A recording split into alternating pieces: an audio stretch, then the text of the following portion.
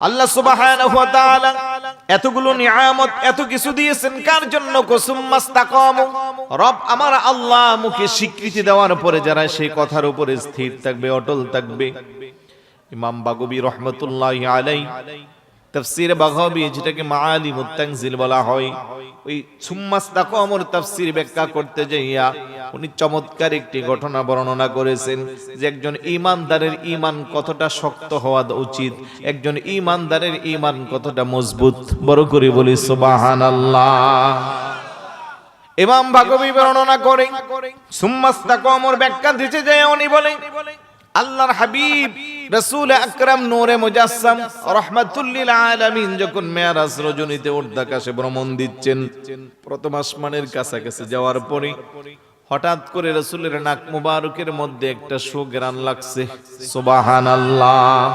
নবীজির নাক মুবারকে সুঘ্রাণ লাগা এটা কি সাধারণ বিষয় নাকি? কারণ যার গাম মুবারক মেশক আম্বরের চেয়ে আরো বেশি। আমাদের আশিকি হুজুরে লেখছেন না, সাহাবীরা আতর বানাই, বললেন রহমতে আলম নবী নূরে মুজাসসাম, রহমতে আলম নবী। সাহাবীরা আতর বানাই ওই নবীজির গাম, বলেন সাহাবীরা আতর বানাই। চিনো মানো জানো কেমন আমার নবীজি, যাহার পাগল চন্দ্র সূর্য তারকারাজি, যাহার পাগল আরো শুনে বানি সুন্দর কাহিনী, আরো শুনে বানি সুন্দর কাহিনী। জান্নাতের ওই রুমে রুমে লিখা নবীর নাম, বলেন রহমতে আলম নবী নূরে মুজাসসাম, রহমতে আলম। সাহাবীরা আতর বানাই ওই নবীজির গাম, বলেন সাহাবীরা আতর বানাই।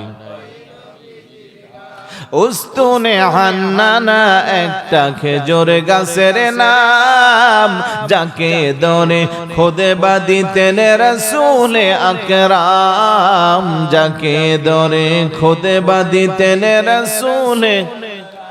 গাছটা নবীর বিরহে কাঁদিতে রহে, নবীর বিরহে কাঁদিতে রহে। হতবাক হইলেন যত সাহাবা ইকরাম, বলেন রহমতে আলম নবী নূরে মুজাসসাম, রহমতে আলম নবী নূরে মুজাসসাম।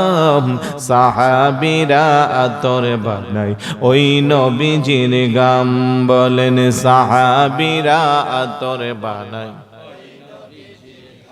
আমার ভাইরা বাবারা, যে নবীজির গাম মুবারক মেশক আম্বরের চেয়েও সুগন্ধিময়, ওই নবীজির নাক মুবারকের মধ্যে প্রথম আসমানের দ্বার প্রান্তে যাওয়ার পরে সুঘ্রাণ লাগছে।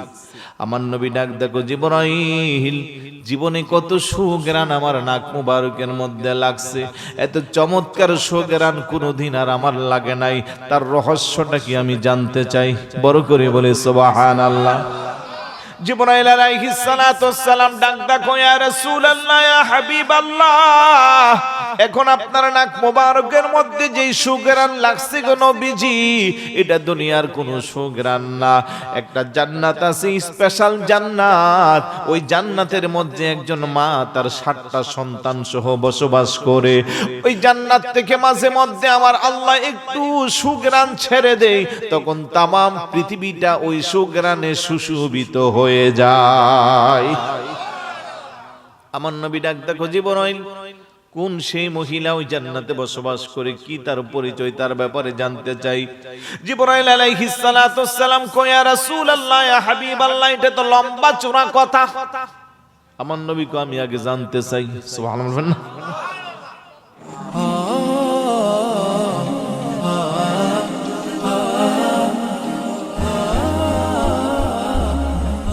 আসসালামু আলাইকুম ওয়া রাহমাতুল্লাহি ওয়া বারাকাতুহু। সর্বপ্রথম মহান আল্লাহ সুবহানাহু ওয়া তাআলার দরবারে অসংখ্য অগণিত শুকরিয়া, যেই আল্লাহ দয়া করে, মায়া করে, মোহাব্বত করে আল্লাহ পাকের অসংখ্য অগণিত বান্দা বান্দি থেকে যাচাই করে, বাছাই করে, নির্বাচিত করে আজকের এই আজিমুশ শান বেহেশতের বাগানে আসার, বসার, কিছু বলার, শ্রবণ করার তৌফিকটুকুন দান করেছেন। সে আল্লাহর দরবারে শুকরিয়া আদায় করা দরকার আছে কি নাই? আসুন সকলে একবার অন্তর স্থল থেকে সবটুকুন আবেগকে উজাড় করে মুহাব্বতের সাথে সমবেত কণ্ঠে রাতের এই নিস্তব্ধতাকে বন্ধ করার লক্ষ্যে সিংহের মতো গর্জন দিয়ে চিৎকার করে বলি আলহামদুলিল্লাহ। আর একটু জোরে বলি আলহামদুলিল্লাহ।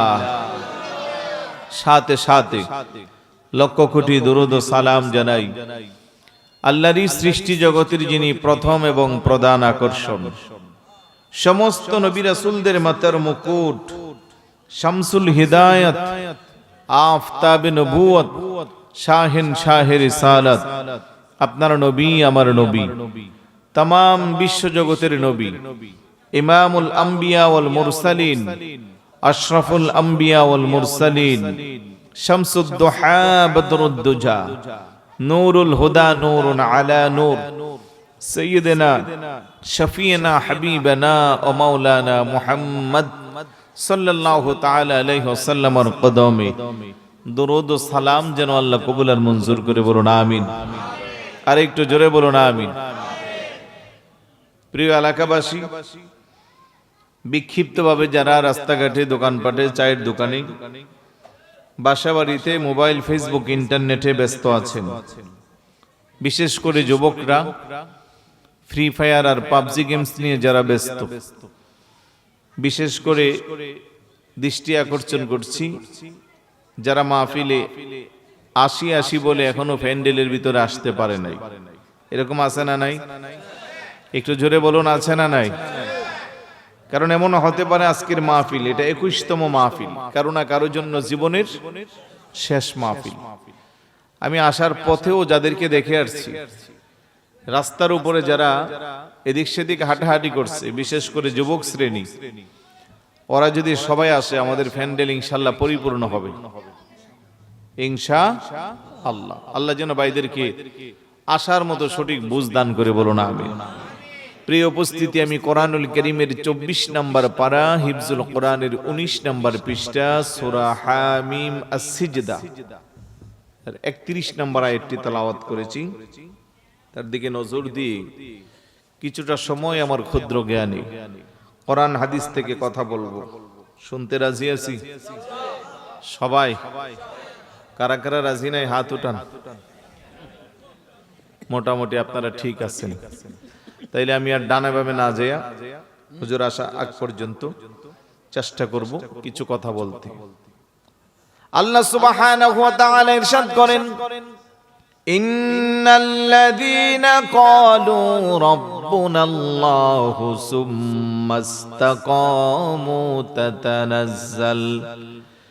تتنزل عليهم الملائكة ألا تخافوا ولا تحزنوا وأبشروا بالجنة التي كنتم توعدون إن الذين قالوا নিশ্চয় যারা বলে রব্বুনাল্লাহ, রব আমাদের আল্লাহ, সুম্মাস্তাকামু, অতঃপর সেই কথার উপরে অবিচল থাকে, স্থির থাকে, আল্লাহ কো তাতানাজ্জালু আলাইহিমুল মালাইকা, তাদের জন্য আমি ফেরেশতা পাঠাইব।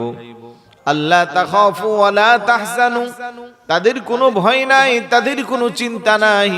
ওয়া আবশিরু বিল জান্নাহ, তাদের জন্য রয়েছে জান্নাতের শুভ সংবাদ। আল্লাতী কুনতুম তুআদুন, যেই জান্নাতের ওয়াদা আমি আল্লাহ নিজে দিয়েছি। বড় করে বলে সুবহানাল্লাহ। এটা হলো শাব্দিক অনুবাদ, একটু ব্যাখ্যামূলক অনুবাদ করব। নিশ্চয় যারা বলে ইন্নাল্লাযীনা ক্বালু রাব্বুনাল্লাহ, রব আমাদের আল্লাহ, একটু বলেন না আমাদের রব কে? আরেকটু জোরে বলুন কে? হায়াতের মালিক কে? রিজিকের মালিক কে? সম্মানের মালিক কে? ইজ্জতের মালিক কে? আমরা ডাকবো কাকে? আস্তে না জোরে? তাহলে আওয়াজ দেয়া বলুন আল্লাহ। আর একটু জোরে বলি আল্লাহ। সবাই জবান খুলে বলি আল্লাহ। নিশ্চয় যারা বলে রব আমাদের আল্লাহ, সুম্মাস্তাকামু, অতঃপর সেই কথার উপরে স্থির থাকে, অবিচল থাকে, কোনোভাবেই তাকে সেই কথা থেকে নাড়ানো যায় না, দূরে সরানো যায় না। পৃথিবীর কোনো শক্তি অপশক্তি কেউ তাকে সেই কথা থেকে দূরে সরাইতে পারে না। এবং পাক্কা ইমানদার বান্দা জমিনে আছে না নাই? আর একটু জোরে বলুন আছে না নাই? এরকম পাক্কা ইমানদার যারা, আল্লাহ তাদের ব্যাপারে বলেন তাতানাজ্জালু আলাইহিমুল মালাইকা, আমি তাদের জন্য ফেরেশতা পাঠাবো। তাফসীরের মধ্যে আসছে তাদেরকে সাহায্য সহযোগিতা করার জন্য আমি ফেরেশতা পাঠাবো। আল্লাহ কোথায় পাঠাবেন, কখন পাঠাইবেন? আল্লাহ তার মরণে, তার কবরে, তার হাসরে, তার মিজানে, তার ফুলসিরাতে প্রত্যেকটা স্টেপে আমি তার জন্য ফেরেশতা পাঠাইয়া তাকে সাহায্য করব। সুবহানাল্লাহ। মুখে স্বীকৃতি দিয়া যে সেই কথার উপরে স্থির থাকবে, অটল থাকবে, এই চমৎকার বলছে। এই কথার উপরে যে অটল থাকবে তার সাহায্যের জন্য তার মরণে, কবরে, হাসরে, মিজানে, ফুলসিরাতে সব জায়গায় ফেরেশতা পাঠাবে কে? আর একটু জোরে বলুন কে? ফেরেশতা পাঠানোর সক্ষমতা, ক্ষমতা আল্লাহর আছে না নাই? জোরে বলুন আছে না নাই? তারপরে আল্লাহ বলেন আল্লাহ তাখাফু ওয়ালা তাহজানু, ওই বান্দার কোনো ভয় নাই, কোনো চিন্তা নাই। মুফাসসিরিন কিরাম বলেন লা খাউফুন আলাইহিম ফিদ দুনিয়া ওয়ালা হুম ইয়াহজানুনা ফিল আখিরাহ, দুনিয়াতে তার কোনো ভয় নাই, আখিরাতে তার কোনো চিন্তা নাই। ওয়া আবশিরু বিল জান্নাহ, তার জন্য রয়েছে জান্নাতের শুভ সংবাদ। কোন জান্নাত? কো জান্নাতিন তাজরি মিন তাহতিহাল আনহার, যে জান্নাতের নিচে দিয়া ঝর্ণাসমূহ প্রবাহমান। কোন জান্নাত? আল্লাতী কুনতুম তুআদুন, যেই জান্নাতের ওয়াদা আমি আল্লাহ নিজে করেছি। আল্লাহ কোথায় করলেন? ইন্নাল্লাযীনা আমানু ওয়া আমিলুস সালিহাতি কানাত লাহুম জান্নাতুল ফিরদাউসি নুজুলা। বড় করে বলি সুবহানাল্লাহ। তাহলে এই যে এতগুলো ফলাফল খেয়াল করেন, পয়েন্ট মনে রাখতে হবে। আল্লাহ বলে আমি তার সাহায্য সহযোগিতা করব কিসের মাধ্যমে? ফেরেশতার মাধ্যমে। বলেন কিসের মাধ্যমে? কখন? তার মরণে, কবরে, হাসরে, মিজানে, ফুলসিরাতে। এই জায়গাগুলোই তো আমাদের সবচেয়ে ভয়ঙ্কর জায়গা। কথা বলেন ঠিক না? কবর থেকে পার পাইলে পরবর্তী স্টেপগুলো আরো সহজ হয়ে যাবে। আর কবরেই যদি শক্ত ধরা হয়, পরে বাঁচার কোনো সুযোগ আছে? আরেকটু জোরে বলুন আছে? এই জায়গাগুলোতে আল্লাহ পাক সাহায্য সহযোগিতা করবে। আর আল্লাহ বলে সবাই যখন চিন্তিত বান্দা তখন তোর কোনো চিন্তা নাই, সবাই যখন ভীত সন্ত্রস্ত তখন তোমার কোনো ভয় নাই। বড় করে বলি সুবহানাল্লাহ। আর আমি আল্লাহ তো আমার ওয়াদা কি তো সে জান্নাত তোমাদের জন্য রেখে দিয়েছি। আহারে, দুনিয়াতে আমরা দামি দামি বিল্ডিং বানাইয়া ওটার জন্য কত পাগল পড়া হয়, কিন্তু জান্নাতের যে কি নিয়ামত, এক একটা জান্নাত দিয়ে কত বড় নিয়ামত পূর্ণ, এই খবর যদি দুনিয়ার মানুষ জানতো, এই দুনিয়ার সব বাদ দিয়া সারাক্ষণ আল্লাহ আল্লাহ রাসূলকে খুশি করার জন্য পাগল হইতো। কথা বলেন ঠিক না? সে বর্ণনা সময় হলে পরে দিব। তাহলে পুরা আয়াতকে নিয়ে তাফসীর করার মতো যোগ্যতা, কোয়ালিটি, কোয়ান্টিটি আমার নাই। কারণ কোরআনের তাফসীর করতে গেলে 18টা জ্ঞান লাগে। বর্তমানে তো আমাদের বাংলাদেশে মুফাসসিরে কোরআনের অভাব নাই। কথা কোন ঠিক না? কত মুফাসসিরে কোরআন ব্যাখ্যা করতেছে দেখলাম, ও যে দেখা দল্লাং ফাহাদা, রাসূল আমি আপনাকে পথভ্রষ্ট পেয়েছি, তারপরে হেদায়েত দান করেছি। এত আস্তে নাউজুবিল্লাহ। আর একটু জোরে বলুন না নাউজুবিল্লাহ। তারপরেও তাদের হাজার হাজার লক্ষ লক্ষ ফ্যান্স ফলোয়ার আছে না নাই? ওদের বিরুদ্ধে কথা বললে আমাদেরকে বলে বেদাতি, আমাদেরকে বাজে মন্তব্য করে মাজার পূজারি বলে। তারপরে অপবাদগুলো নিয়ে আমরা আল্লাহর দরবারে শুকরিয়া আদায় করি যে আমরা তাদের মতো ভ্রান্ত আকীদা বিশ্বাস করি না, ভ্রান্ত পথে আমরা চলি না, আমরা সঠিক পথে আহলে সুন্নাত ওয়াল জামাতের আকীদাকে লালন করি। কথা বলেন ঠিক কি না? এই কথা বললে কারো ঈমান থাকবে? অথচ সঠিক তাফসীর আমাদের আলা হযরত আমাদেরকে দিয়ে গেছে। আমি কি আপনাকে আমার প্রেমে আত্মহারা পাইনি, অতঃপর আপনাকে আমার কাছে টেনে নেইনি? সুবহানাল্লাহ বলবেন না? তাহলে দেখেন তো, একটা আয়াতের এক কথায় ঈমান আছে, আরেক কথায় ঈমান নাই। যদি বলে আমি আপনাকে পথভ্রষ্ট পেয়েছি, তারপর হেদায়েত দিছি, আরে ব্যাককল, যেই রাসূলকে আল্লাহ পাক শিক্ষক করে প্রেরণ করেছে, যিনি এসেছেন মানুষকে কালেমার দাওয়াত দিয়ে অন্ধকার গোমরাহি থেকে হেদায়েত প্রাপ্ত করবার জন্য, যারা চন্দ্রের পূজা, সূর্যের পূজা, নিজের বানানো দেবদেবী মূর্তির পূজা নিয়ে ব্যস্ত ছিল, এক এক ঈশ্বরকে বিশ্বাস করে তারা ইবাদত বন্দেগী করে তাদের সময় নষ্ট করত, আল্লাহর হাবিব এসে কালেমার দাওয়াত দিয়ে সবাইকে ইসলামের সুশীতল ছায়ার নিচে এসেছে। এতদিন যারা বিভিন্ন দেবদেবী মূর্তির পূজা করত, এখন এক বাক্যে সবাই আল্লাহর ইবাদত শুরু করে দিয়েছে। বড় করে বলি সুবহানাল্লাহ। আল্লাহ হাবিব বলেন বুইস্তু মুআল্লিমান, আমি শিক্ষক হিসেবে প্রেরিত। আল্লাহ বলে আর রহমান আল্লামাল কোরআন, আমি তো রহমান, আমার হাবিবকে আমি কোরআন শিক্ষা দিয়েছি। সুবহানাল্লাহ বলবেন না? আর সেই রাসূলের ব্যাপারে বলে রাসূল গোমরাহি ছিল, আল্লাহ হেদায়েত দান করছে। আর একটু জোরে বলি নাউজুবিল্লাহ। আর আশিকে রাসূলদের অনুবাদ হলো, হাবিব আমি আপনাকে আমার প্রেমে আত্মহারা পেয়েছি, আপনাকে টেনে আমার কাছে নিয়ে এনেছি। জোরে বলি সুবহানাল্লাহ। আমি বলছিলাম যে ওই রকম জঘন্যতম মুফাসসিরে কোরআন বাংলাদেশে কোন বইরা গেছে, যাদের আলোচনা শুনলে ঈমান রক্ষা করা কষ্ট হয়ে যাবে। কথা বলেন ঠিক কি না? কয়টা বলবো? আরেকজন কই ইয়া রাসূলুল্লাহ বলা যাবে না, সরাসরি ইয়া রাসূলুল্লাহ কি উনি ধ্বংস করতে চাই। খোদার কসম, রাসূলের রিসালাত নিয়ে যারা বাড়াবাড়ি করেছে তাদের অস্তিত্ব মাটির সাথে বিলীন হয়ে গেছে। কথা বলেন ঠিক কি না? শুধু সময়ের অপেক্ষা, বেঁচে থাকলে দেখবেন। আল্লাহ পাক যেন তাদেরকে হেদায়েত দান করে। বলো না আমিন। আর একটু জোরে বলো না আমিন। রাসূলের দুরূদ শরীফ নিয়ে ব্যঙ্গ করা হয়, এইরকম কত কিছু আমরা সহ্য করব, যেগুলো আমাদের স্পর্শকাতক, ঈমানে লাগে, আঘাত লাগে, কলিজায় ছিদ্র হয়ে যায়। কথা কোন ঠিক কি না? এই জন্য আমি শুধু ছোট্ট একটা শব্দের নিয়ে কথা বলবো। যারা বিজ্ঞ মুফাসসির ছিলেন, যারা তাফসীর করে গেছেন, তাদের অভিমতগুলো প্রকাশ করব ইনশাআল্লাহ। তাইলে এই সব নিয়ামত কার জন্য? সুম্মাস্তাকামু, রব আমার আল্লাহ মুখে স্বীকৃতি দেওয়ার পরে যারা এই কাজের মধ্যে স্থির থাকে, অটল থাকে। কথা বলেন ঠিক না? আমরা অটল আছি তো, স্থির আছি। সুন্নি মুসলমানরা কারো টাকার কাছে ঈমান বিক্রি করে না, কারো হুমকির কাছে ঈমান বিক্রি করে না, কারো ধমকির কাছে ঈমান বিক্রি করে না। দুনিয়ার ক্ষমতার জন্য মুহূর্তের মধ্যে নিজের রূপকে পরিবর্তন করতে পারে না। কথা বলেন ঠিক কি না? আমরা দেখতেছি এখন বড় বড় গলায় যারা ইতিপূর্বেই কথা বলেছে, দুনিয়াবি স্বার্থের জন্য এখন এদের কণ্ঠ ছোট হয়ে গেছে।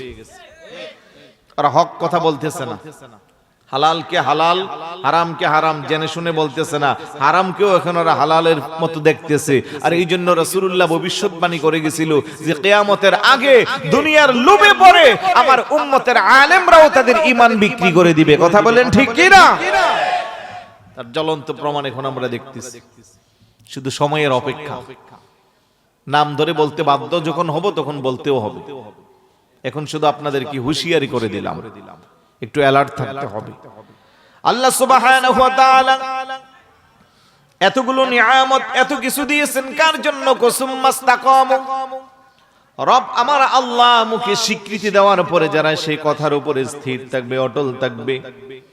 ইমাম বাগবী রাহমাতুল্লাহি আলাইহি তাফসীরে বাগবী, যেটাকে মাআলিমুত তানজিল বলা হয়, ওই সুম্মাস্তাকামুর তাফসীর ব্যাখ্যা করতে যাইয়া উনি চমৎকার একটি ঘটনা বর্ণনা করেছেন যে একজন ঈমানদারের ঈমান কতটা শক্ত হওয়া উচিত, একজন ঈমানদারের ঈমান কতটা মজবুত। বড় করে বলি সুবহানাল্লাহ।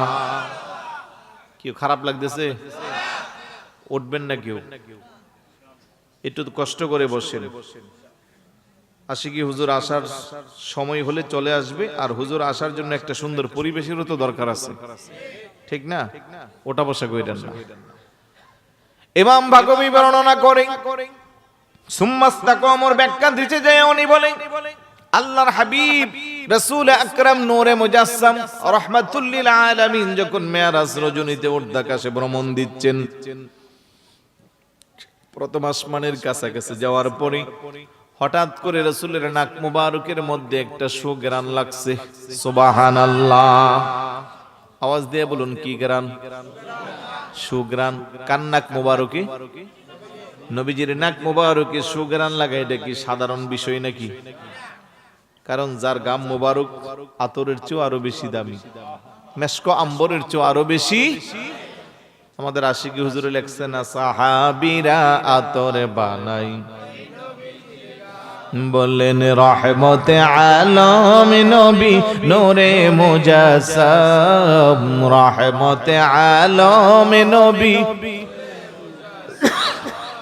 সাহাবীরা আতর বানাই ওই নবীজির গাম, বলেন সাহাবীরা আতর বানাই। চিনো মানো জানো কেমন আমার নবীজি, যাহার পাগল চন্দ্র সূর্য তারকারাজি, যাহার পাগল। আরো শুনে বানি সুন্দর কাহিনী, আরো শুনে বানি সুন্দর কাহিনী, জান্নাতের ওই রুমে রুমে লিখা নবীর নাম, বলেন রহমতে আলম নবী নূরে মুজাসসাম, রহমতে আলম। সাহাবীরা আতর বানাই ওই নবীজির গাম, বলেন সাহাবীরা আতর বানাই। উস্তুনে হান্নানা একটা খেজুর গাছের নাম, যাকে ধরে খুদে বাদিতেন রাসূল আকরাম, যাকে ধরে খুদে বাদিতেন রাসূল। গাছটা নবীর বিরহে কাঁদিতে রহে, নবীর বিরহে কাঁদিতে রহে। হতবাক হইলেন যত সাহাবা ইকরাম, বলেন রহমতে আলম নবী নূরে মুজাসসাম, রহমতে আলম নবী নূরে মুজাসসাম। সাহাবীরা আতর বানাই ওই নবীজির গাম, বলেন সাহাবীরা আতর বানাই।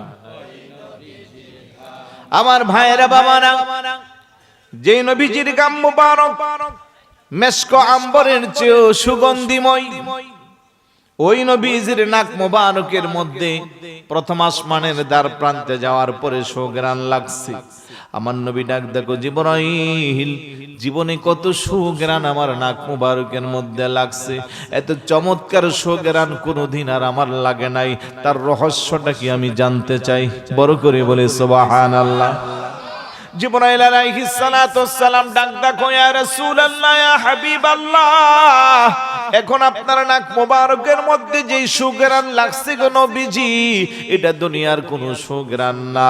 একটা জান্নাত আছে, স্পেশাল জান্নাত। ওই জান্নাতের মধ্যে একজন মা তার 7টা সন্তান সহ বসবাস করে।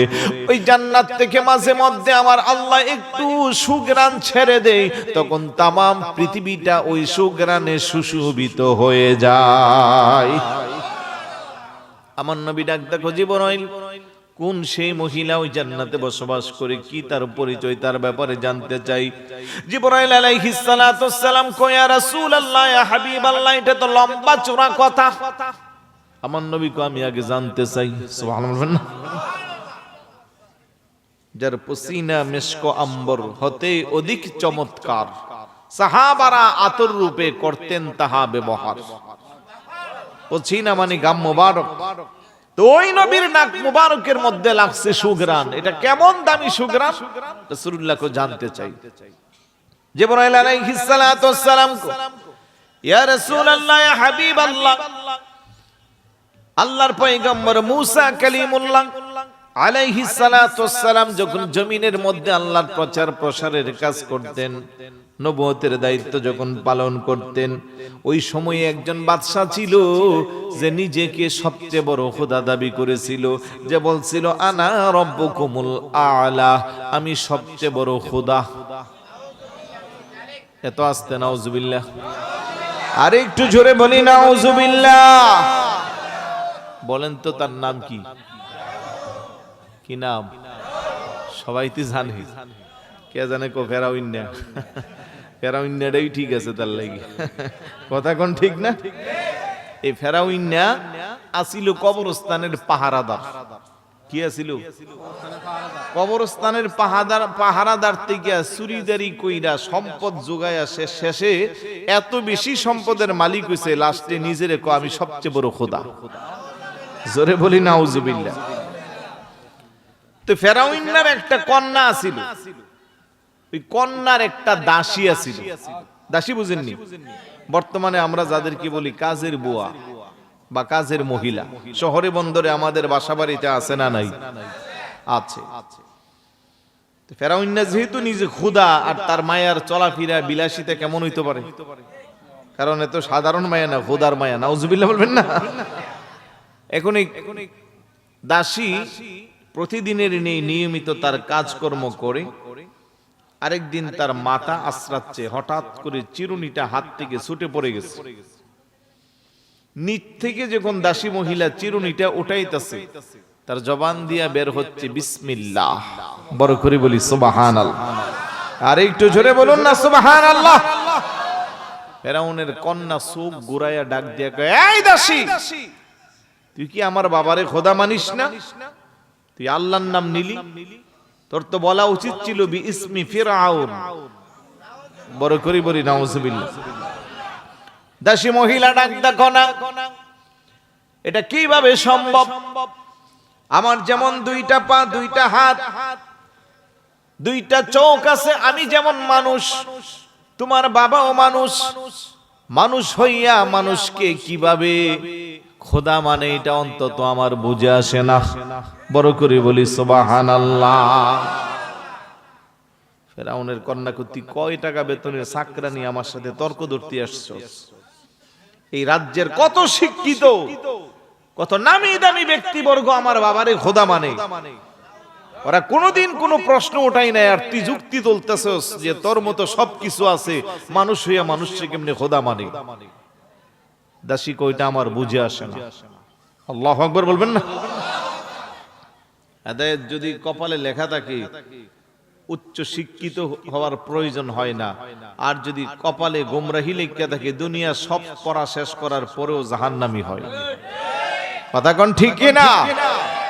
এই সমাজেও, এই যুগেও, এই সময়েও আমাদের দেশে, বিশ্বের বিভিন্ন কান্ট্রিতে যারা ইসলাম নিয়ে গবেষণা করেছে, ধর্ম নিয়ে গবেষণা করেছে, কোরআন হাদিস পড়েছে, নিজেদেরকে যারা মহান পণ্ডিত দাবি করতেছে, উচ্চ শিক্ষিত যারা, তারপরেও তারা বেঈমান, এরকম হাজার হাজার চরিত্র সমাজে আছে না নাই? রিক্সা চালা, ঠেলা গাড়ি চালা, ভ্যান গাড়ি চালা, ডেইলি লেবার, কিন্তু হুব্বে মুস্তাফা, ইশকে মুস্তাফা, রাসূলের মহব্বতের কারণে আল্লাহর প্রিয় বান্দা হয়েছে, তার প্রমাণও আছে না নাই? আর একটু জোরে বলুন, আছে না নাই? ফেরাউনের কন্যা কও, আমি আমার পঞ্চ ইন্দ্রিয় শক্তি দিয়া গবেষণা করে দেখছি যে ফেরাউন কোনোদিনও খোদা হইতে। দাসী মহিলা বলতেছে। কে বলতেছে? দাসী। পঞ্চ ইন্দ্রিয় শক্তি বুঝেননি? আমরা সৃষ্টির সেরা না? আচ্ছা, আমার সাথে একটু উত্তর দেবেন। আমি আসলে আলোচনাগুলো এরকমই করি, ক্লাসের মতো করে, যাতে কিছুটা আপনারা বুঝতে পারেন। আর আমি শুধু সুর দিয়া চিল্লায় পাল্লায় গেলাম, আপনারা ঘুমাইলেন, কতক্ষণ একটু জুস মুস দিলেন, সকালে আপনিও বলতে পারেন না কি ওয়াজ শুনছেন, আর আমিও একটু পরে বান্ডেল নিয়ে গেলাম গা, লাভটা কারো হইল নি? ইলিয়াস খন্দকার এত কষ্ট করে এত সুন্দর আয়োজন সাজাচ্ছে, আব্বা আম্মার ইসালে সওয়াবের নিয়তে টাকা পয়সা খরচ করতেছে, এলাকাবাসীর ইমানদার আশিকে রাসূলদের যদি কিছুটাও উপকার না হয়, তাইলে কোনো ফায়দা আছে? একটু যদি আমার সাথে কথা বলেন, আই কন্টাক্ট করেন, আমার প্রশ্নগুলোর জবাব দেন, রেসপন্স দেন, তাইলে আপনাদেরও লাভ, আমারও লাভ। পঞ্চ ইন্দ্রিয় হলো চোখ, নাক, কান, জিহ্বা, ত্বক, এই কটা? পাঁচটা। এই পাঁচটার বোধগম্য শক্তি আছে বিদায় আমরা সৃষ্টির সেরা। সুবহানাল্লাহ বলবেন না? আমার ভাইয়েরা, বাবারা, আর সেই মানুষটা যদি ঈমানদার হয়, ওই মানুষটার সম্পর্ক যদি মদিনাওয়ালার সাথে হয়, ওই মানুষটার সম্পর্ক যদি আল্লাহর প্রেমে হয়, ওই মানুষটার বাম স্তনের ঠিক 2 আঙ্গুল নিচে একটা গোশতের টুকরা আছে। হাদিস শরীফের মধ্যে আসছে, আলা ইন্না ফিল জাসাদি মুদগাতুন ইজা সলুহাত সলুহাল জাসাদু কুল্লুহু ওয়া ইজা ফাসাদাত ফাসাদাল জাসাদু কুল্লুহু আলা ওয়াহিয়াল কলব। চিৎকার করে বলে সুবহানাল্লাহ। এই গোশতের টুকরাটা যদি পরিষ্কার থাকে, মানব দেহের সমস্ত বডিটা পরিষ্কার থাকে। এই গোশতের টুকরাটা যদি সুস্থ থাকে, মানুষের সমস্ত শরীরটা অপবিত্র নাপাকি গুনাহের কাছ থেকে সুস্থ থাকে। আর সুস্থ কলব নিয়া, পরিষ্কার কলব নিয়া এই উজানিশার গ্রামে তাহাজ্জুদের মুসল্লায় যখন একজন সাধারণ আল্লাহর বান্দা সিজদায় পড়ে, চোখের পানিগুলা অশ্রুসিক্ত নয়নে গালটা বাসাইয়া আল্লাহরে যখন আল্লাহ বলে ডাক দেই, ওই বান্দার ডাকটা 7 আসমান ভেদ করে আল্লাহর আরশ আজিমের খুঁটির সাথে ধাক্কা লাগে। আল্লাহু আকবার বলেন। তাহলে বনি আদমের দাম কম না বেশি? আর একটু জোরে বলুন, কম না বেশি? এই জন্য আমার আল্লাহকে আমি সৃষ্টির সেরা হাতিরে বানাই নাই। গভীর সমুদ্রের পানি নিচে বসবাস করে বিশাল বড় দেহের অধিকারী তিমি মাছকেও আমি সৃষ্টির সেরা বানাই নাই। জিরাফরেও আমি সৃষ্টির সেরা বানাই নাই। আমি সৃষ্টির সেরা বানাইছি আমার হাবিবুল্লাহর উম্মত রে। বড় করে বলি সুবহানাল্লাহ। দাসী মহিলাকে আমরা আশরাফুল মাখলুকাত পঞ্চ ইন্দ্রিয় শক্তির দ্বারা আমি গবেষণা করে আমার আল্লাহকে পেয়েছি। আমার আল্লাহ হইল মুসা আলাইহিস সালাতুস সালামের যিনি খোদা, উনি আমার খোদা। জোরে বলি সুবহানাল্লাহ। ওই দাসী মহিলা বলে যে আমি আমার চিন্তা গবেষণা দিয়া আল্লাহরে খুঁজে পাইছি, সুতরাং ফেরাউনকে কোনোদিন আমি খোদা মানতে পারি না। দেখেন, আমাদের মাযহাবের যিনি ইমাম, ইমামে আজম আবু হানিফা আলাইহির রাহমাহ, ওনার সময়ে 25 জন শ্রেষ্ঠ বিজ্ঞানী, ওরা টিম ওয়াইজ গবেষণা করে আল্লাহরে খুঁজে পায় না। নাউজুবিল্লাহ বলবেন না? ওদের theory, there is no God, আল্লাহ টাল্লাহ বলতে কেউ নাই। জোরে বলি নাউজুবিল্লাহ। চায়ের দোকানে বসে ওরা গল্প করতেছে, চার দোকানদার চা বানাচ্ছে আর মনে মনে খেয়াল করছে ওদের কথা। ডাক দেখো, আচ্ছা আপনারা বলতেছেন আপনারা সবচেয়ে শিক্ষিত, আবার বলতেছেন আপনারা আল্লাহরে খুঁজে পান না। বলে না, আমাদের গ্রামে পুকুর পাড়ে গাছের নিচে একটা মহিলা কাজ করে।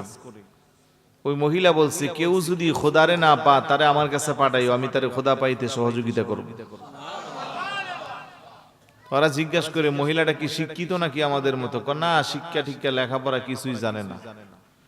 পুকুর পাড়ে 2টা চরখা নিয়ে আসে, কাজ করে, একটা চরখা থেকে আরেকটা চরখার মধ্যে সুতা গোড়ায়। ওরা 25 জন চিন্তা করলো তাইলে মহিলার সাথে একটা সাক্ষাৎ দেওয়া দরকার। ওরা ঠিকানা নিয়ে চলে গেল, গিয়া যেই কথা সেই কাজ। দেখতেছে মহিলা গাছতলায় বসে বসে একটা চরখা থেকে আরেকটা চরখার মধ্যে সুতা বনে। ডাক দেখে, এই বুড়ি, বলে কি তো লেখাপড়া আসেনি? লেখাপড়া কারে কই? আবার কোথায় নাম টাম লেখতে রসনি? লেখা কারে কো? কোথায় কি করস? কে? এই যে আমি আমার পেশায় কাজ করি। শুনলাম তোমার কাছে আসলে নাকি খোদা পাওয়া যাবে। হ্যাঁ, এই ব্যাপারে সত্যই বলেছি।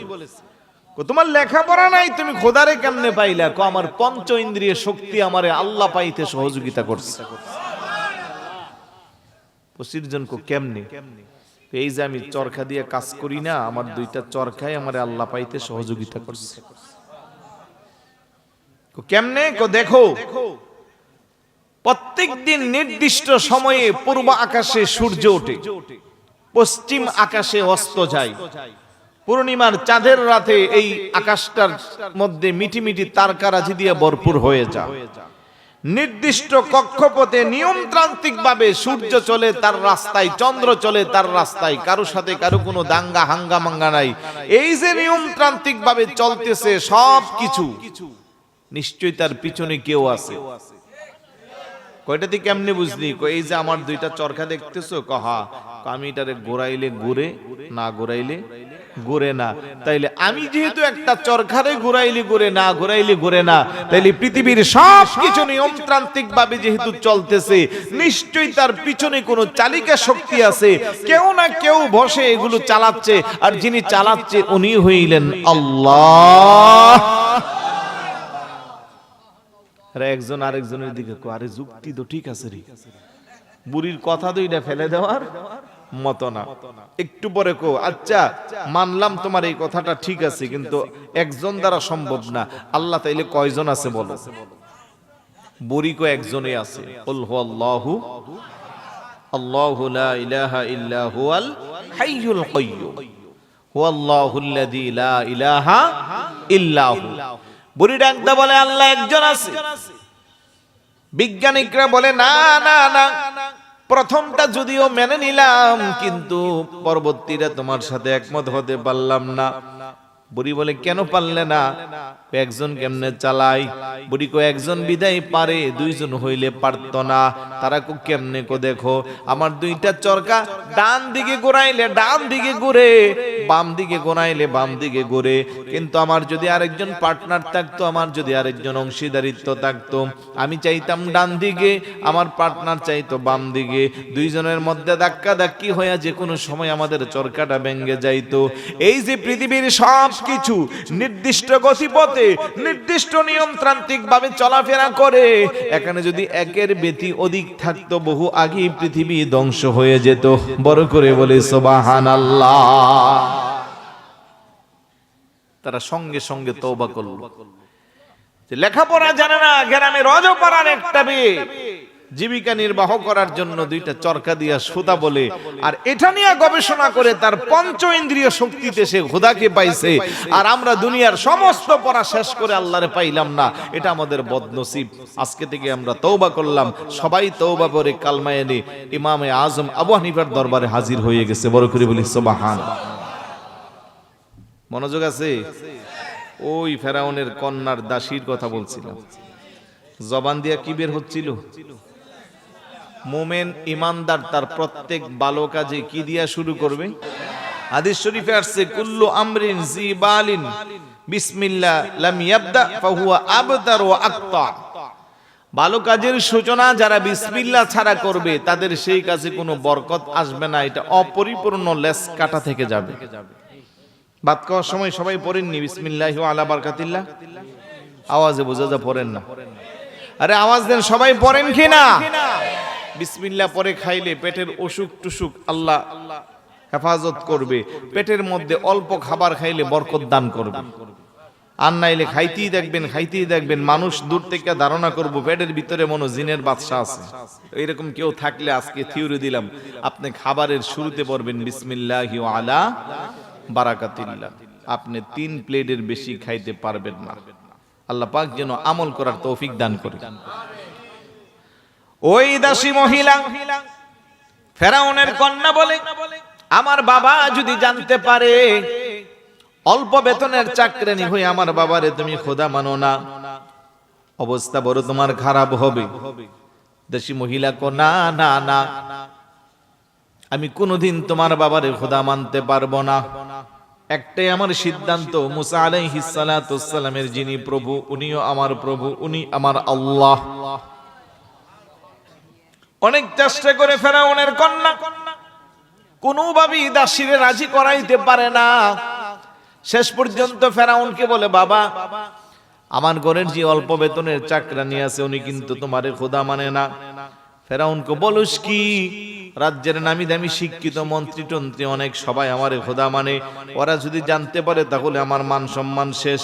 যে অল্প বেতনের চাকরানি হইয়া এত বড় বাদশারে, যার রাজ্যের সবাই যারে খোদা মানে তারা মানে না। ফেরাউনকে ঠিক আছে, তার বেতন বাড়াইয়া দে। আবার আসলো কন্যা প্রস্তাব দিল, বাবা শুনেছে বেতন তোর ডাবল করে দিয়েছে, আগামীকাল থেকে আজকে থেকে তুই বাবারে খোদা মানবি। দাসী মহিলাকে ইমানদারের জবান একটা, ইমানদারের সিদ্ধান্ত একটা, ইমানদারের কথা একটা। আমি যে আল্লাহর প্রতি ঈমান এনেছি, পৃথিবীর কোনো শক্তি অপশক্তি আমারে তার থেকে দূরে সরাইতে পারবে না। বড় করে বলি সুবহানাল্লাহ। ফেরাউনের কানে আবার খবর গেল, ফেরাউনকে বুঝতে পারছি সিধা আঙ্গুলে ঘি উঠে না। দাসীর ডাইকে নিজে নিজে প্রস্তাব দিল, যেই কথা সেই কাজ। 3 দিনের সময় দিল, 3 দিন পার হয়ে গেল, দাসী কোনোভাবেই তার সিদ্ধান্ত পরিবর্তন করে না। ফেরাউন বলল, ঠিক আছে, কি করে তোর কাছ থেকে স্বীকৃতি নিতে হয় সেই কৌশল আমার জানা আছে। মন্ত্রী পরিষদের লোকদেরকে নিয়ে জরুরি মিটিং দিল, অমুক জায়গায় অমুক দিন একটা উন্মুক্ত সমাবেশ ডাকো, হাজার হাজার লক্ষ লক্ষ মানুষ যেন একসাথে হতে পারে, আর একটা মঞ্চ বানাইয়া দাও, ওই মঞ্চের মধ্যে আমার জন্য সিংহাসন রাখবা। হাজার হাজার মানুষ, রাজ্যের সবাই প্রস্তুত, লক্ষ লক্ষ মানুষ সমাগম হইল। ফেরাউন নির্দিষ্ট সময়ে মঞ্চের মধ্যে উঠলো, ডাকদা বলো, দাসী কোথায়? তো দাসীকে ধরে আনো। আনা হলো। বলে, দাসী এখনো সময় আছে, এই হাজার হাজার মানুষের সামনে শেষবারের মতো ধরে প্রস্তাব দিলাম, আমার যদি খোদা না মানিস তোর শাস্তি কি হইতে হয় এখন জগৎবাসীরা আমি দেখাবো, যাতে ভবিষ্যতে তোর থেকে শিক্ষা নিয়ে কেউ কোনোদিন আর আমারে অস্বীকৃতি দিতে না পারে। বড় করে বলি নাউজুবিল্লাহ। আমার ভাইয়েরা বাবারা, হাজার হাজার মানুষ উপস্থিত হইল। ফেরাউন দাসী মহিলাকে ডাক দিয়ে আনলো, শেষবারের মতো জিজ্ঞাসা করলো। ইমানদার মহিলার জবান যেই, সিদ্ধান্ত একটা, কথাও একটা, আপনার যা ইচ্ছা তা করেন, আমি আমার সিদ্ধান্ত নাড়তে পারবো না। আল্লাহু আকবার বলবেন। ফেরাউন এবার বলে, জল্লাদরা কোথায়? বলে, হাজির। ও পাশে বিশাল বড় একটা পাত্রের মধ্যে পর্যাপ্ত পরিমাণের তৈল নাও, নিচে দিয়া ভালো করে আগুন দাও। আগুন দিয়া যখন এখন টকবক করতেছে, দাসী মহিলারে ডাক দিয়ে আনলো, এখনো সময় আছে, তাড়াতাড়ি করে আমাকে স্বীকৃতি দাও, না হয় তোমাকে আগুনের মধ্যে ফেলে দেওয়া হবে। আশেপাশের যারা আছে ডাক ডাকো হুজুর, কারণ ফেরাউন্ডে তারা কি দেখে? আল্লাহ। মহাশয়, এই মহিলারে দেওয়ার আগে তার 7টা সন্তান আছে, সন্তানগুলোকে যদি আগুনে ফেলে দেন, পৃথিবীর কোনো মা তা সহ্য করতে পারবে না, কারণ নিজের জানের চেয়েও মার কাছে সন্তানের জানের মূল্য অনেক বেশি। কথা বলেন ঠিক কিনা? সিদ্ধান্ত অনুযায়ী ওই মহিলার 1 নাম্বার সন্তান হাত পা 4টার মধ্যে রশি দিয়া বাইদা মহিলার সামনে নিয়ে আস্তে আস্তে যখন এইভাবে উত্তপ্ত তৈলে ফেলে দেওয়ার চেষ্টা চালাচ্ছে, লোকেরা ডাকদা বলতেছে, তুই কেমন মা, তোর পেটের সন্তানকে এখন উত্তপ্ত তৈলে ছেড়ে দেওয়া হচ্ছে, তোর মধ্যে তেমন কোনো অনুভূতি নাই, এমন কোনো পরিবর্তন নাই। মহিলা অত্যন্ত শক্ত মন নিয়া, কারণ ইমানদারের মনোবল অনেক শক্ত থাকে। কথা কোন ঠিক না? আল্লাহর উপর ভরসা করে মহিলা দাঁড়িয়ে আছে।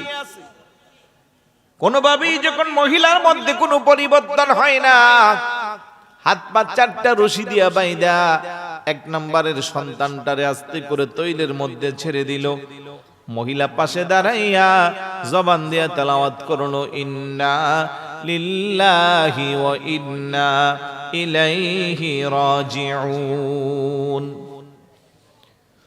হাজার হাজার মানুষ স্তব্ধ, কোনো কথা নাই। মহিলা চিন্তায় কেমন যেন নিজের মধ্যে একটা পরিবর্তন চলে আসলো। 2 নম্বরের সন্তানটাকে এবার হাত পা 4টার মধ্যে যখন রশি দিয়া বাঁধল, মহিলা আগের মতো ঠিকই দাঁড়াইয়া বিচলিত হন নাই। 2 নম্বর সন্তানটাকে ওইভাবে হাত পা রশি দিয়া বাইদে আবার তৈলের মধ্যে ছেড়ে দিল। আর মানুষ ধিক্কার দিলে, তুই কেমন মা, যেই সন্তানগুলোকে পেটে ধরলি, লালন করলি, ওই সন্তানগুলোরে এইভাবে তোর চোখের সামনে আগুনে জ্বালিয়ে দেওয়া হচ্ছে, তোর মধ্যে তেমন কোনো পরিবর্তন নাই। মহিলার ঠিক একইভাবে আগের মতো দাঁড়াইয়া ইন্না লিল্লাহি ওয়া ইন্না ইলাইহি রাজিউন পাঠ করলো। তাফসীরের মধ্যে আসছে একটা না দুইটা না, এইভাবে 6টা সন্তানকে হাত পা গুলো রশি দিয়া বেঁধে বেঁধে যখন ঠিক একইভাবে আগুনের মধ্যে ছেড়ে দিল, মা পাশে দাঁড়াইয়া দাঁড়াইয়া শুধু সবর করলো, ধৈর্য ধারণ করলো। সর্বশেষ কুলের বাচ্চা, দুধের বাচ্চা যেটা ছিল, একেবারে এটা ছোট বাচ্চা, দুধ পান করত। এবার যখন এটারে টান দিল, কেমন যেন তার মধ্যে একটা অনুভূতিতে আঘাত আনলো। মহিলা থরথর করে কাঁপতে লাগলো, ডাক দিয়া বলে, আল্লাহ, ও আমার আল্লাহ, একে একে 6টা সন্তানকে তোমার পথে কোরবান দিলাম, আমার মধ্যে তেমন কোনো পরিবর্তন আসে নাই, তেমন আমার মধ্যে কোনো অনুভূতি সৃষ্টি হয় নাই। আমার দুধের বাচ্চারা ডাক দেওয়ার পরে কেমন যেন আমার মধ্যে একটু থরথর করে কম্পন সৃষ্টি হয়ে গেল। জানি না রে প্রভু, না জানে আমি আবার আমার সন্তানের ভালোবাসার কাছে তোমার ভালোবাসা হেরে যাই কিনা। আমি তোমার কাছে শক্তি চাই, তোমার কাছে আমি ধৈর্য চাই, আমি যেন ঈমানি পরীক্ষায় হেরে না যাই। বড় করে বলি সুবহানাল্লাহ। তাফসীরের মধ্যে আসছে ছোট বাচ্চাটার জবান খুলে গেছে। তাকাল্লামা ফিল মাহদি আরবাআতা তিফলিন, এই পৃথিবীতে দুধের বাচ্চা, মার কোলের বাচ্চা কথা বলছে 4 জন। কয়জন? তার মধ্যে একজন হইল ওই ফেরাউনের কন্যা, ওই কন্যার দাসী, দাসীর বাচ্চা। ডাক দেখো, মা আপনি বিচলিত হইবেন না, আপনি টেনশন করবেন না। দুনিয়ার মানুষের দৃষ্টি শক্তি দিয়ে যদিও দেখতেছে আমাদেরকে উত্তপ্ত তৈলের মধ্যে ফেলে দেওয়া হচ্ছে, কিন্তু না না না, আমাদেরকে তৈলে ফেলে দিতে দেরি। জান্নাতের ফেরেশতারা কোলে নিয়ে আমাদেরকে স্পেশাল জান্নাতের মধ্যে রাখতেছে। জোরে বলুন না সুবহানাল্লাহ। এইভাবে 7টা সন্তানকে আগুনে দিল, উত্তপ্ত তৈলের মধ্যে ফেলে দিল। শেষ পর্যন্ত ওই মহিলার হাত পা গুলো রশি দিয়া বাইদা ওই মহিলাকে ওই উত্তপ্ত তৈলের মধ্যে ফেলে দিল। জিবরাইল আলাইহিস সালাতু ওয়াস সালাম ডাক দেখো, ইয়া রাসূলুল্লাহ, ইয়া হাবিবাল্লাহ, ওই মহিলা তার 7টা সন্তান সহ যেই জান্নাতে বসবাস করে, ওই জান্নাত থেকে মাঝে মধ্যে একটু সুগ্রাণ দুনিয়ার মধ্যে ছেড়ে দেয়, আর তখন এই গোটা পৃথিবীটা ওই সুগ্রাণে সুশোভিত হয়ে যায়। ইমানের মর্যাদা আছে না নাই? কেমন বিচলিত ছিল ইমানের উপর, কেমন অটল ছিল। উনি জান্নাত পাইবে নাকি আমরা পাবো? আমাদের ইমান তো সকালবেলা একরকম, বিকালবেলা ওজানিসার একরকম, দরকার গেলে, ব্রাহ্মণবাড়িয়া গেলে এরকম ইমানদার আছে না নাই? আমার ভাইয়েরা, বাবারা, এই জন্য যারা মুখে স্বীকৃতি দিবে রব আমাদের আল্লাহ, ইন্নাল্লাযীনা ক্বালু রাব্বুনা আল্লাহ, মুখে যারা স্বীকৃতি দিবে রব আমাদের আল্লাহ, সুম্মাস্তাকামু, অতঃপর সেই কথার উপরে যারা স্থির থাকবে। ইস্তেকামাতের ব্যাখ্যা দিতে যাইয়া ইমাম বাগবী চমৎকার ঘটনা বর্ণনা করেছেন। এখন আপনার ক্ষেত্রে, আমার ক্ষেত্রে যদি ইমানি পরীক্ষায় আসে, স্থির থাকা দরকার আছে না নাই? জোরে বলুন, আছে না নাই? আহলে সুন্নাত ওয়াল জামাতের আকীদা যারা বিশ্বাস করে, তারা কারো হুমকির কাছে, ধমকির কাছে, দুনিয়ার ক্ষমতার কাছে তাদের ঈমানকে বিক্রি করতে পারে না। কথা বলেন ঠিক কিনা? যদি বিক্রি করে তাইলে এটা ঈমানদার না, এটা মুনাফিক। এটা কি? আরেকটু জোরে বলুন, এটা কি? মুনাফিকরা তো নামাজও পড়ে না, টুপি, পাগড়ি, জুব্বা, আবাকাবা সব আছে, তারপরে ওরা কি? ওরা নিজেরে খুব চালাক মনে করে। আল্লাহ কো, ইন্নাল মুনাফিকিনা ইখাদিউন আল্লাহ ওয়া হুয়া খাদিউহুম ওয়া ইযা কামু ইলা সলাতি কামু কুসালা ইরাউনান নাস ওয়া লা ইয়াযকুরুনাল্লাহা ইল্লা কলিলা। নিশ্চয়ই মুনাফিক যারা, তারা চায় আল্লাহকে ধোঁকা দিতে, কিন্তু আল্লাহকে ধোঁকা দিতে পারে না। সেই ধোঁকার মধ্যে তারা নিজেরা পড়ে। ওয়াইদা কামু ইলা সলাতি কামু কুসালা, তারা যখন নামাজ আদায় করে সেই নামাজটার মধ্যে একাগ্রচিত্ততা থাকে না, দুনিয়ার মানুষকে দেখানোর জন্য পড়ে। ইরাউনান নাস, মানুষকে দেখানোর জন্য। ওয়ালা ইয়াযকুরুনাল্লাহা ইল্লা কলিলা, সেই নামাজের মধ্যে আল্লাহর স্মরণ তত বেশি থাকে না। আল্লাহ কো, এমন নামাজি যারা নামাজ পড়েও জাহান্নামে যাইবে তারা। কথা কোন ঠিক কিনা? মাকান চুস্তি নামাজে পাঞ্জে গানা ফাওয়াইলুল লিল মুসাল্লিন আল্লাযিনা।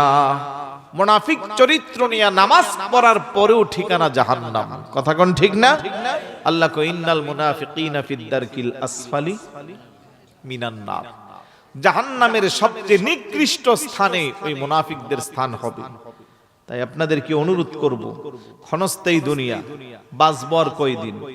যতদিন বাঁচবো রাসূলের মুহাব্বত, রাসূলের প্রেম ভালোবাসা অন্তরে নিয়া আহলে সুন্নাত ওয়াল জামাতের আকীদাকে বুকে লালন করে বাঁচবো ইনশাআল্লাহ। আর একটু জোরে বলুন না ইনশাআল্লাহ। যেই মৌলবী বলবে যে ইয়া রাসূলুল্লাহ স্লোগান দরকার নাই, যেই পীর সাহেব বলবে যে ইয়াজিদ রহমতুল্লাহ, ইয়াজিদ রাদিয়াল্লাহ, হযরত ইয়াজিদ, ওই পীরেরও দরকার নাই। কথা কোন ঠিক না? সে যত বড় পীর হোক, রাসূলের শানে যখন বেয়াদবি করবে, ইমাম হুসাইন রাদিয়াল্লাহু তাআলা আনহুকে যে নির্মমভাবে শহীদ করেছে, ওই গাথককে, ওই নির্দেশদাতাকে যারা হযরত বলবে আর তার প্রশংসা করবে, আমরা কোনোদিন তাদের পক্ষে কথা বলতে পারবো? রাসূলুল্লাহর রিসালাতকে যারা ছোট করতে যায়, তাদের সাথে আমাদের কোনো সম্পর্ক? কথা বললেই তো লম্বা হয়ে যায়। আমরা ওলি আল্লাহর মাজার জিয়ারত করি, আমাদেরকে আমরা পূজারি। নাউজুবিল্লাহ বলবেন না? আমরা কি মাজারে পূজা করি? মাজারে জিয়ারত করি। আল্লাহর নবী কো আলা ফাজুরুহা ফাইন্নাহা তুযাক্কিরুল আখিরাহ ফাইন্নাহা তুযাক্কিরুল মাউত। তোমরা বেশি বেশি কবর জিয়ারত করো, জিয়ারতের মাধ্যমে পরকালের স্মরণ হয়, মৃত্যুর স্মরণ হয়। সুবহানাল্লাহ বলবেন না? আর আমার দেশের মৌলবী আমাদেরকে পূজারি। এখন জাতির কাছে স্পষ্ট হয়ে গেছে পূজারি কারা। কথা কোন ঠিক না? খারাপ লাগতেছে আপনাদের? আমরা নবীরে দাঁড়ায় সালাম দেই, আমাদেরকে বেদাত। আর ওরা পূজা মণ্ডপে যায় ইসলামী সঙ্গীত দাঁড়ায় দাঁড়ায় গা, ওইটা জায়েজ। আমরা মাহফিলের পরে তবারুক খাই রাসূলুল্লাহর সুন্নাত শেফার নিয়তে। আমাদের তবারুককে নাপাকির সাথে তুলনা করে, আর ওরা যায় পূজা মণ্ডপে প্রসাদ খায়। তাহলে পূজারি কারা জাতির কাছে, এটা প্রমাণ হয়েছে কি হয়েছে না? পূজা মণ্ডপে যায় আল্লাহর দরবারে শুকরিয়া, আল্লাহ আমাদেরকে এই কাজে আনছে। আরেকটু জোরে বলুন না। রাধা কৃষ্ণের গুণ গান গা, রামকৃষ্ণের গান গা, সেও মুসলমান। আহা, তারপরেও যদি জাতি আসলার নকল না চিনে, খাটিয়ার বেজাল খুঁজে বের করতে না পারে, এটা জাতির জন্য চরম দুর্ভাগ্য। আলহামদুলিল্লাহ, আমরা যারা আহলে সুন্নাত ওয়াল জামাতের আকীদা বিশ্বাস করি, আমরা আমাদের ঈমানের উপরে অটল থাকতে যাইয়া আমাদের যা বিসর্জন দিতে হয় তা দিয়েও হলেও আমরা ঈমানের উপরে অটল থাকবো ইনশাআল্লাহ। যে শিক্ষা ইমাম হুসাইন রাদিয়াল্লাহু তাআলা আনহু আমাদেরকে শিক্ষা দিয়েছেন, নবীর কলিজার টুকরা, বেহেশতের কোটি কোটি যুবকদের সর্দার, সাইয়্যিদুশ শুহাদা, শহীদ দস্তে কারবালা, ইমাম আলী মাকাম, ইমাম হুসাইন রাদিয়াল্লাহু তাআলা সেদিন কারবালার জমিনে আপনাকে আমাকে শিক্ষা দিয়েছেন, তোমরা যদি আমি হুসাইনের আদর্শকে লালন করো, আমার নানা জানের রেখে যাওয়া ইসলামকে যদি অক্ষত রাখতে চাও, আমি হুসাইন থেকে শিক্ষা নাও। আমি একসাথে কত কিছু বিসর্জন দিয়েছি। আমি আমার দেশের মায়া ত্যাগ করেছি, আমি আমার সন্তানের মায়া ত্যাগ করেছি, আমি আমার সম্পদের মায়া ত্যাগ করেছি, সর্বশেষ আমি আমার বুকের তাজা রক্ত বিসর্জন দিয়েছি। তারপরেও বাতিলের কাছে মাথা নত করি নাই। কথা বলেন ঠিক কি না? আমরা সেই হুসাইনি আদর্শের সৈনিক। আলহামদুলিল্লাহ বলবেন না? তাতে কোনো সন্দেহ আছে? আরেকটু জোরে বলুন, কোনো সন্দেহ আছে? নাই। এই জন্য আমাদের উপরে জর্তপানও বেশি আসবে। যেখানে রাসূলের কলিজার টুকরা ইমাম হুসাইন রাদিয়াল্লাহু তাআলা আনহুকে ওরা ছাড় দেন নাই। ওরাও তো মুসলমানই ছিল, ঠিক না? না খ্রিস্টান ছিল, হিন্দু ছিল? 61 হিজরি 10ই মুহররম যারা ইমাম হুসাইন রাদিয়াল্লাহু তাআলা আনহুকে শহীদ করেছে, তারা কি ছিল? আরেকটু জোরে বলুন, কি ছিল? তবে 61 হিজরির 10ই মুহররম থেকে মুসলমানদের দুটি দ্বারা, একটা হুসাইনি দ্বারা আর একটা ইয়াজিদি দ্বারা আমরা সোজা যাকে বলি হুসাইনি মুসলমান আর ইয়াজিদি মুসলমান। তো ইয়াজিদি মুসলমান এখনো জমিনে আছে না নাই? আরেকটু জোরে বলুন, আছে না নাই? আছে। না থাকলে কর্তৃকে ১৫০০ বছর পরে আবার ইয়াজিদের প্রশংসা করে। হ্যাঁ, ইয়াজিদ খুব ভালো মানুষ ছিল, রাতের বেলা ১০০ রাকাত নফল নামাজ পড়ত। আরেকটু জোরে বলি নাউজুবিল্লাহ। তো এই পীরের লক্ষ লক্ষ আবার অনুসারীও বাংলাদেশে আছে না নাই? আছে। এই জন্য পীর অনেক বড়, দরবার অনেক বড় দেখে দৌড়াইয়েন না, জমায়েত অনেক বেশি ওই জায়গা দৌড় দিয়েন না। আগে দেখবেন ঈমান আছে না নাই, হুসাইনি আদর্শের সৈনিক কিনা, আল্লাহ আল্লাহর হাবিবের মুহাব্বত অন্তরে আছে কিনা। এই কথা বলেন ঠিক কিনা? রাসূলের প্রেম ভালোবাসায় যাররা পরিমাণ ঘাটতি দেখলে, নামাজ পড়তে পড়তে জিন্দেগি শেষ, রোজা রাখতে রাখতে জিন্দেগি শেষ, ইবাদত বন্দেগী করতে করতে জীবন শেষ, কোনো কাজ হবে? আর একটু জোরে বলুন, কোনো কাজ হবে? আমার ভাইয়েরা, বাবারা, সাহাবারা নবীকে কত বেশি মুহাব্বত করেছেন। সাইয়েদনা আবু বকর সিদ্দিক রাদিয়াল্লাহু তাআলা যেই সময়ে আল্লাহর হাবিবকে ওনার নূরানী চক্ষু দ্বারা দেখেছেন, ওই সমাজে আবু জাহেলও ছিল, একই সমাজে বসবাস করত। একজন রাসূলুল্লাহকে আল্লাহর প্রিয় হাবিবের মতো করে দেখছেন, ঈমানি চক্ষু দিয়া দেখেছেন। মর্যাদা ওনার কত বেশি হয়েছে। আফদলুল বাশার বাদাল আম্বিয়া, নবীদের পরে যিনি পৃথিবীর শ্রেষ্ঠ মানুষ, সাইয়েদনা আবু বকর সিদ্দিক রাদিয়াল্লাহু তাআলা ওই সমাজে বসবাস করত। একই সমসাময়িক আবু জাহেল ও রাসূলুল্লাহকে দেখেছে, কিন্তু আবু জাহেলের দেখা আর সাইয়েদনা আবু বকর সিদ্দিক রাদিয়াল্লাহু তাআলা আনহুর দেখা পার্থক্য আছে না নাই? একজনে দেখছে প্রেমের নজরে দেখে উনি হয়ে গেছে শ্রেষ্ঠ মানুষ, আরেকজন ঈমানি চক্ষু নিয়ে দেখে নাই, প্রেম ভালোবাসাও ছিল না। ওই নবীকে দেখার পরে উনিও দেখেছে, কিন্তু উনি হয়েছে আবু জাহেল, মূর্খের পিতা। ইতিপূর্বে যে ছিল আবুল হাকাম, জ্ঞানীর পিতা। রাসূলুল্লাহকে বদনজর নিয়ে দেখার কারণে, সম্মান না থাকার কারণে সে হয়ে গেছে মূর্খের পিতা। সুতরাং এই সমাজে ১৫০০ বছর পরে এসেও যারা আল্লাহর হাবিবকে প্রেমের নজরে, মুহাব্বতের নজরে, ভালোবাসার নজর দিয়া দেখবে, সে হইবে আবু বকর সিদ্দিক রাদিয়াল্লাহু তাআলা আনহুর নবী প্রেমের উত্তরসূরি। আর যারা আবু জাহেলের মতো বাজে মন্তব্য করবে, কুচক্রী মহল নিয়ে বসবাস করবে, কুধারণা করবে, সেই জমিনের যত বড় শিক্ষিত হোক না কেন, যত টাকা পয়সার মালিক হোক না কেন, তার মর্যাদা হইবে আবু জাহেলের মতো। কথা বলেন ঠিক কিনা? তা আমি বলছিলাম যে ঈমান অনেক দামি জিনিস। পৃথিবীর সমস্ত সম্পদকে যদি এক পাল্লায় রাখা হয়, একজন সাধারণ আল্লাহর বান্দার ঈমানকে যদি আরেক পাল্লায় রাখা হয়, মর্যাদা কার বেশি? ঈমানদারের। বলেন কার বেশি? ঈমানদারের। তো ঈমান আনলাম আর সেই ঈমানের উপরে নড়বড়ে থাকলাম, এটার কোনো ভ্যালু নাই। বরং ঈমান আনার পরে সেই ঈমানের পরে স্থির থাকতে হবে, অটল থাকতে হবে। কোনো বাধা বিঘ্নতা কোনোভাবেই যেন ঈমান থেকে দূরে সরাতে না পারে, সেদিকে খেয়াল রাখবেন। আজকের মাহফিলটা যিনি সাজিয়েছে আলহাজ ইলিয়াস খন্দকার ভাই, অনেক বড় মনের পরিচয় দিয়েছেন। আব্বা আম্মার ইসালে সওয়াবের জন্য সুন্দর আয়োজন প্রত্যেক বছরের নিয়ে এবছরও করেছেন। টাকা পয়সা, ধন সম্পদ অনেক সন্তানেরই থাকে, কিন্তু বাবা মার ইসালে সওয়াব সবাই করতে পারে না। এই ধরনের আয়োজন সবাই করতে পারে না। তো শুধু এইটুকুন আল্লাহর কাছে প্রার্থনা করব, ভাইয়ের এই খেদমত যেন আল্লাহ কবুল করে। এবং ওনার আরো চতুর্মুখী খেদমত আছে, দিন মাযহাব মিল্লাতের জন্য যে খেদমতগুলো করে যাচ্ছে। আপনারা জানেন এখানে আল্লামা আশিকি হুজুর, ওনার একটা খানকাও আছে। আমাকে ইলিয়াস ভাই বলছে, আমি এটাকে অক্ফ করে দিয়ে দিছি। আলহামদুলিল্লাহ বলবেন না? এখানে তরিকতের আঞ্জাম চলবে, তরিকতের বিভিন্ন কাজকর্ম চলবে।